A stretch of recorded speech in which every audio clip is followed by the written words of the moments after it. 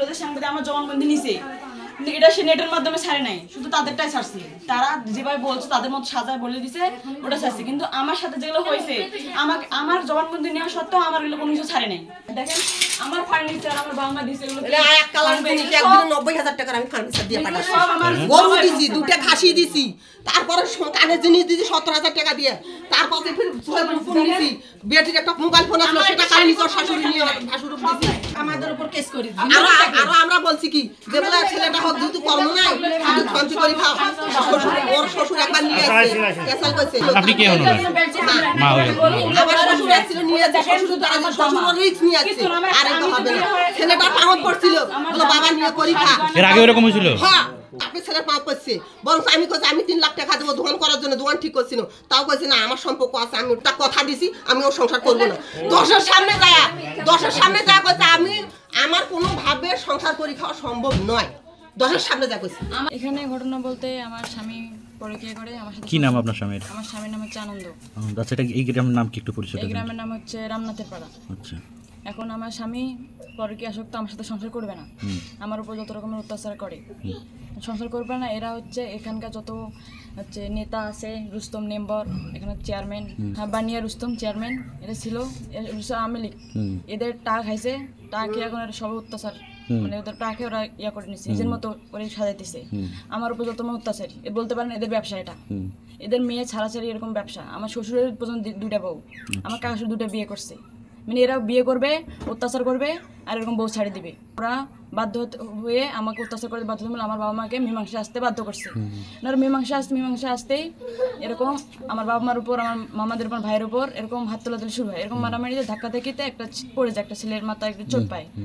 এখন এটা নিয়ে ওরা ইয়ে করছে, থানায় কেস করছে, আমার বাবা মা নিয়ে গেছে, আমার বাবা, আমার মামাকে, আমার মামাতো ভাই, অনেকের নামে কেস করে দিছে। এটা ওরা বলে যে আমার বাবা মা যেহেতু গরিব, আমার বাবা মা কিছু করতে পারবে না, ওদের টাকা আছে, ওরা বলে যে 10 লাখ 12 লাখ কত যায় যাক, ওটা কোনো ব্যাপার না। ওরা নিজের উপরে আমার উপর অত্যাচার করে, আমার উপর সব কিছু করে, আর উল্টা আমার বাবা মার উপরেই কেস চাপাই দিছে। এমনকি আমার স্বামী আমাকে সেদিন মারছে, এরকম মারছে, মারার পরে আমার ঘরের জিনিসপাতি, আমার সোনাদানা যা ছিল সব ভাঙচুর করছে, আমার নিয়ে নিছে, আমার জিনিসপাতি সব সরাইছে, আমার শাড়িগণ, আমার রুমের মধ্যে দেখতে পারেন আমার একটা শাড়ি, আমার জিনিসপত্র, আমার জিনিস সোনাদানা যা ছিল কিচ্ছু নেই রুমের মধ্যে। আমার যত ফার্নিচার ছিল ওই সময় আমার বাবার দেওয়া সব ভাঙচুর করছে আমার স্বামী, ভাঙচুর করে আমার উপর আমাকে মারার জন্য ইয়ে করতে। আমি পালাই বেড়াইছিলাম, প্রথমে ওই বাড়ি পালাইছিলাম, পরে আমার শাশুড়ি এখানে রাখছে, আমি ওই বাড়ি যাইতে পারি না, ও যাওয়ার নিষেধ, আমার রুমের মধ্যে তালা। আমার স্বামী পরীক্ষা করার আগে থেকে আমি তো জানি না, জানলে তো অনেক কিছু করতে পারতাম। এটাও শুনতেছি আমার স্বামী নাকি বিয়েও করছে, আমি সত্যি নাকি মিথ্যা আমি সেটা জানি না। তা আমি চাই এটা যেন বিচার হয়, আমি যেন বিচার পাই।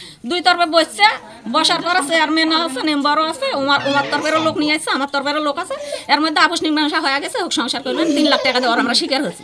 3 লাখ টাকা দিব, ওমরা কইছে 4 লাখ নিব, 4 লাখ নিব, তো তখন চেয়ারম্যান কথা ধরছে, তোমরাও থকিত থাকো, এরাও থকিত থাকো, আমি করি 3.5 লাখ আমারটা থাক, তোমারও 50,000 কমো, তোমারও 50,000 পারো, 3.5 লাখ টাকা দিব। তা আমরা রাজি হয়েছি, হোক 3.5 লাখে দিব। 3.5 লাখের মধ্যে এখন চেয়ারম্যান আসি ঘরত, মেম্বার, ওমার তরফের লোক আসি ঘরত, আমরা কইতেছে নে বউটাক নে।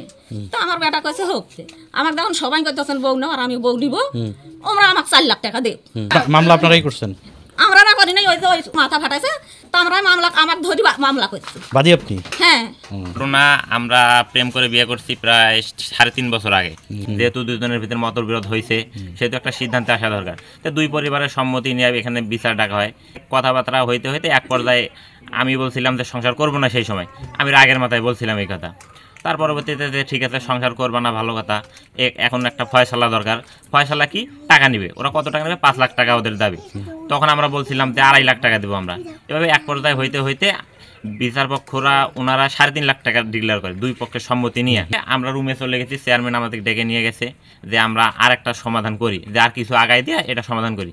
তো যখন চেয়ারম্যান আমাকে বলছে যে তুমি একটু কিছু বলো তো, তুমি একটা দাবি দাও, আমি ওদেরকে গিয়ে বলি। তখন আমি বলছি যে আমাকে 4 লাখ টাকা দেখ। ওরা যখন 4 লাখ টাকা দাবি করছে, তা আমাকে ওই 4 লাখ টাকা দেখ, আমি নিয়ে সংসার করি। তারপর ওরা বলতেছে যে আমরা এই বিচার মানি না। এখন আমি সংসার করব, কিন্তু হচ্ছে ওইটা যেটা ঝামেলা হয়েছে, ওরা মাথা ফাটাইছে, আগে এটার বিচার চাই, এটার বিচার হওয়ার পর আমি সংসার করব।